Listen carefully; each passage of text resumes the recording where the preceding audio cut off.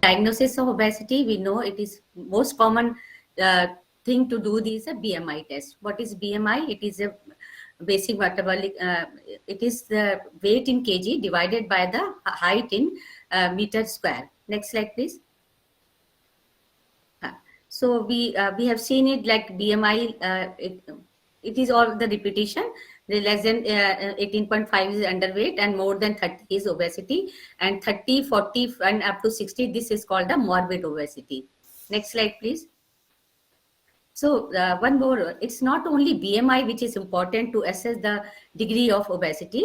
There's other methods also. One of them is the abdominal AC, that is abdominal circumference. It is taken at the level of navel. So it is more than 80 for females and more than 90 for male. It is considered obesity. And the next measure is the waist and hip ratio. It's not only tells about the degree of obesity, but it also tells what type of obesity the patient is having. Like we divide the waist circumference by the hip circumference, and if it's less than 0.8 for female and less than 0.9 for male, it is called healthy, and if it's more than 0.85, it is called obesity. Next slide, please. So this is very important slides for the woman, and the hip waist to hip ratio, if it's less than 0.8, it is called pear-shaped obesity. Even the patient is obese, yeah, weight is more, but if the waist to hip ratio is less than 0.8, it is considered as a pear-shaped obesity. It's a 0.5, 0.1, 0.81 to 0.85, it is moderate, and it is called avocado type of obesity. And if it's more than 0.85, definitely it is a high risk for metabolic syndrome, and it is called apple-shaped obesity. Next slide, please. So there are other measures also to assess the obesity. It is called anthropometry. We take the thickness of the skin fold at different sides, like iliac crest, triceps, pectoralis measure, and we assess the thickness of the skin. Usually it is in few millimeters, it should be, but more than 8 centimeters is considered really obese. And it measures the amount of fat the patient is having. Normally the female has 20 to 25% of body fat in the it can be up to 30% in the young female, but it should be less than 25% after the age of the 60. And for male, it is usually from they are having the low percentage of fat. It is usually up to 17% in male, but after 60 they should also have less than 25% of fat. Next slide, please. So what we say is obesity is only the increase in the weight. But sometimes we have seen the patient who are obese, but they are metabolic healthy. So we have to differentiate between obesity and the metabolic unhealthy obesity.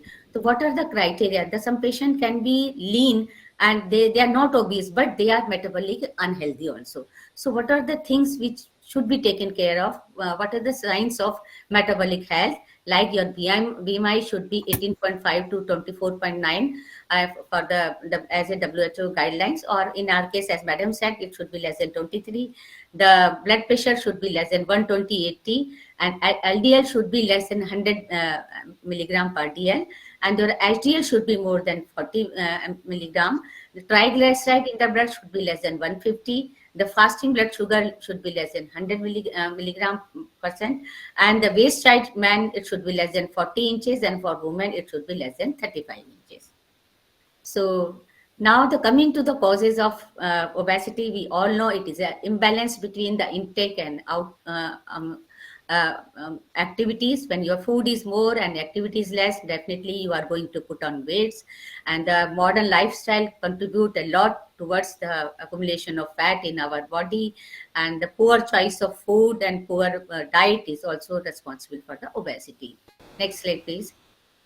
So there are different causes of obesity. The factors could be individual behavior factors, they can be social factors, lifestyle, behavior, psychological factor like anxiety, depression can lead to obesity, socioeconomic status, and patient is poor, they have poor choice for food, they can't eat healthy food, that can also lead to obesity. Then biological factors are there, environmental factors, health There can be some health issues, some diseases which are causing the obesity, and socio-demographic factors. Next slide, please.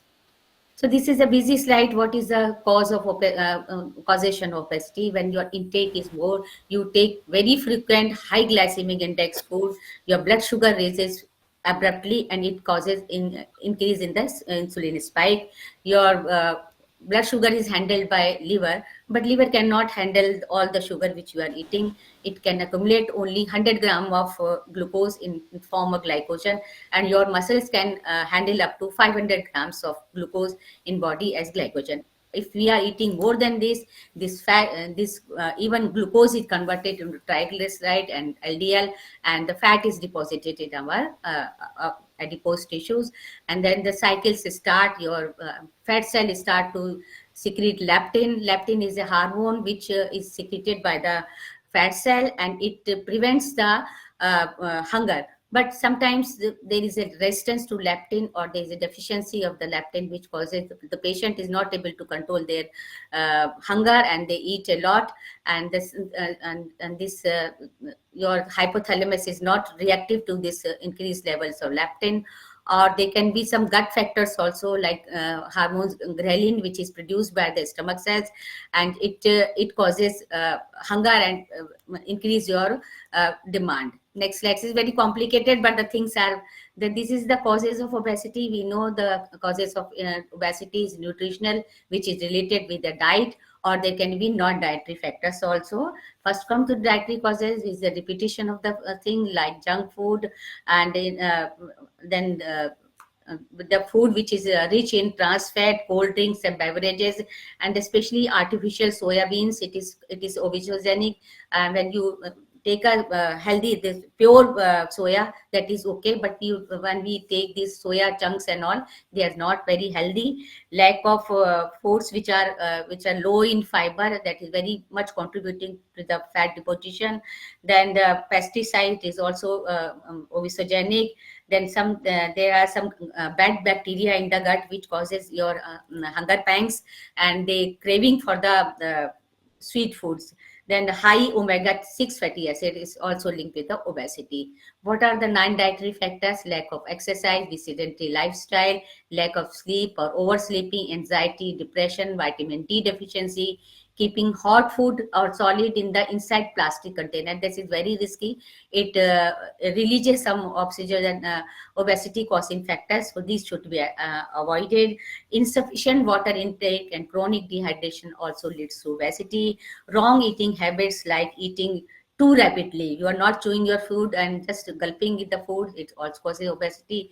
And certain medications are responsible, like some antibiotics and painkiller and steroid, which causes weight gain. And then has some disease like hypothyroidism, insulinoma, PCOD, and this also contributing to the endocrinal causes of obesity.